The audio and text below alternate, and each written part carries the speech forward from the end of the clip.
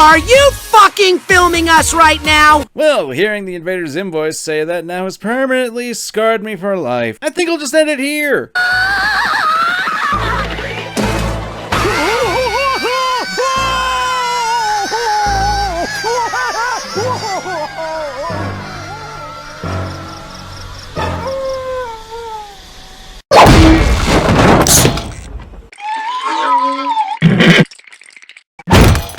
When you want somebody gone and you don't want to wait too long, call the immediate murder professionals. Nah, I'm just kidding. I actually find it awesome. I always like to find swearing words in old cartoon voices that I grew up with. Hey, look at those fat... I don't know, it just makes me feel a little warm inside.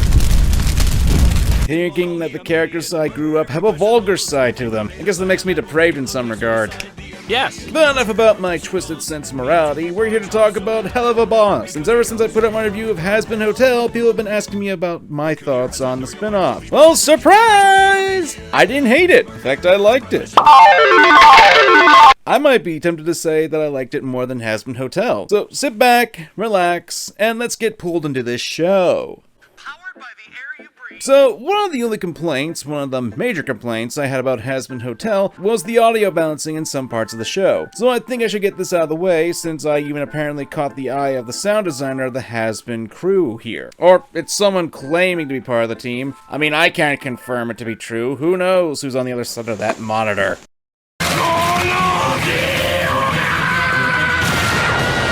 But regardless if this is the actual sound designer, my complaints about the audio balancing in Has-Been are practically non-existent in Helluva Boss. No one's being overpowered by the background music, and while there was a little fluctuation here and there, it was only things I noticed when I popped the episode into my editor in order to make this video. What I'm trying to say is, it's not a distraction from the story or characters. But speaking of the characters... I like these characters. More specifically, I like the designs, possibly a lot more than Has-Been Hotel's. And I think that boils down to my own subjectivity again. To be accurate, one of the things I liked about designs, especially when it comes to designs involving characters who are supposed to be part of some organization, is that there be some sort of cohesive element. After all, it can help distinguish characters and factions or what have you in a show. I gave the example of Kamen Rider last time, and while I do still stand by my comparison, regardless if some people don't understand what I actually said, I think a better comparison would have been something like the Super Sentai series, where all the characters on either side have a motif in them or a color or such to help distinguish them and show who's part of which group. Most of the time, and it's the same effect here. Each of the four main characters, Blitzo, Millie, Moxie, and Luna, all have different designs, but there is some form of uniformity here. Most notably, it's the choice in wearing all dark colors that clash against their brighter colors that their skin tones have. The only sticking out sore thumb here is Luna, but that's because she's a completely different species from the other three main characters in this show, so it'd make more sense that she be different.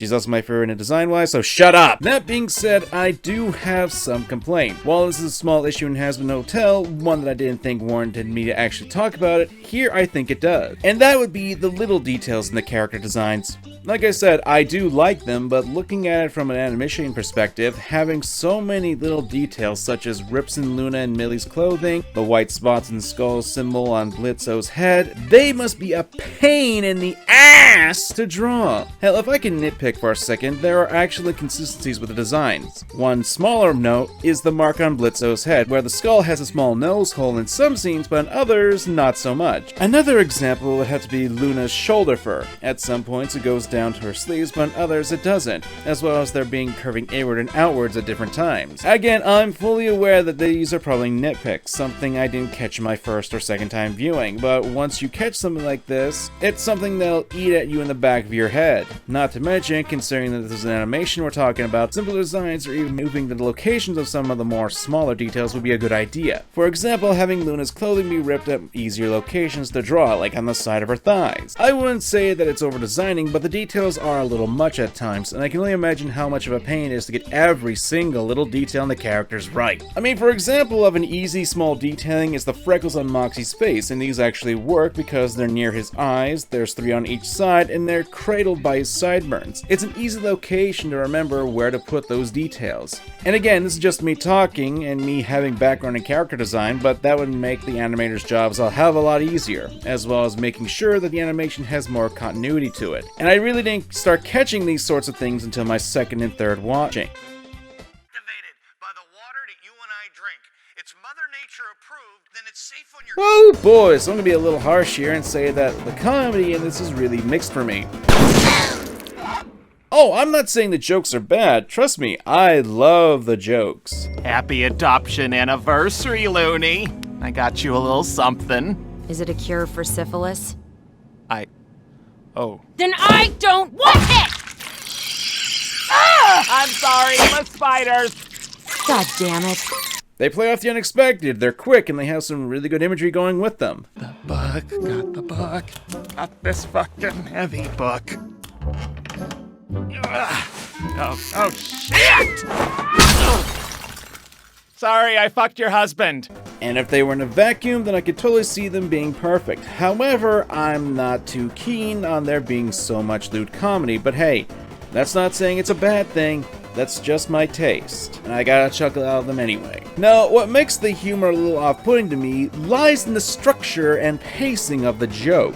And there's another stigma on the internet and reviews that I hate, that there be a complaint about pacing. Oftentimes people just say something is badly paced or fast or slow moving and leave it at that. I'm sorry, but vague complaints like that don't do anything to help people improve, and just saying that the pacing is too fast or too slow doesn't really help anyone. So allow me to explain what I'm actually talking about when I refer to pacing in the joke. While there are only 11 minutes to the pilot, less than that if you count the end credits, and you need to squeeze in as much as you can into it, you'll need a fast pace in order to get through everything you want to do. And I get that, and even just looking at the time frame, I can understand why they do this. However, one of the things I hate about modern comedy are cutaways, and I say I hate, because, like I said in my Has-Been Hotel review, this is a standard that I only hold to myself, and is completely subjective depending on who you ask. Cutaways in and of themselves are not bad, but one issue I have with the cutaways in this is that they are so quick and numerous. And even at one point, we get a cutaway that's also a flashback to Blitzo, and if it was a one-time thing, I'd be fine with that. But the show over-relies on the cutaway gags, and combined with the short timing, and how they have a fast pace throughout this, I found it to be a bit jarring even through my second and third viewing. It's an issue that I even had on my first viewing of the show in order to keep up with it.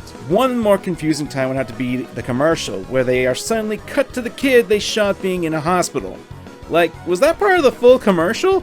I assume it is, because they go directly into the ending part of the jingle and they say, Kids die for free! Now, since I love to make suggestions on what could have been done for this scene, the commercial should have been played at the beginning of the episode, as it is right now. And when the commercial is over with, have a line from Moxie say the lines of, "Why did you have that cameraman follow us to the hospital, and why did you keep that in the commercial?" Not only would you already have a good establishing shot with the characters and the conflict between them easily established and made a lot faster, but would also point out that despite trying to be somewhat professional, that these demons are practically incompetent. Not to mention, it'd be much funnier turnaround to see that they took the kid back with them to hell. Especially since it was a smaller detail that would have been set up in the beginning of the pilot and then didn't get resolution until the end.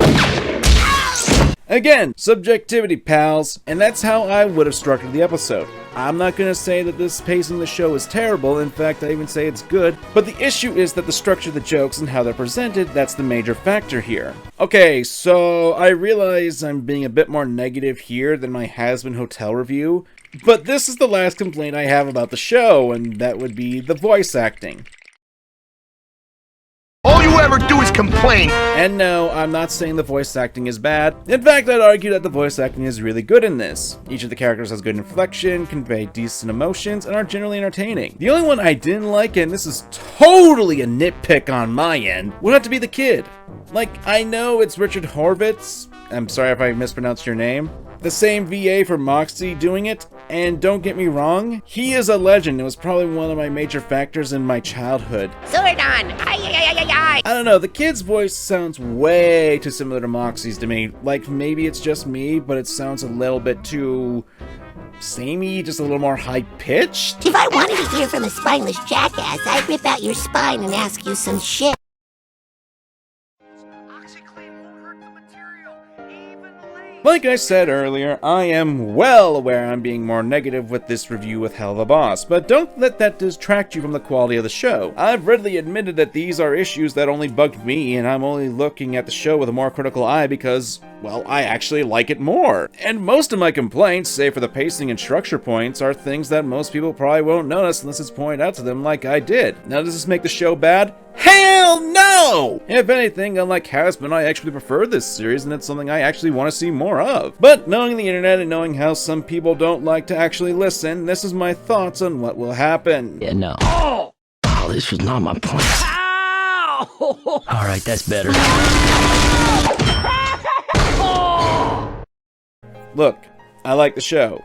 It's good, it's funny, it's got characters I really like. I just point out some things that just irked me. It's good, it's funny. Go watch it, go support it. There, you happy? I know I am, but I probably won't be once people start giving me comments. I'm Kamen, and remember to examine your fandom, and have a nice day.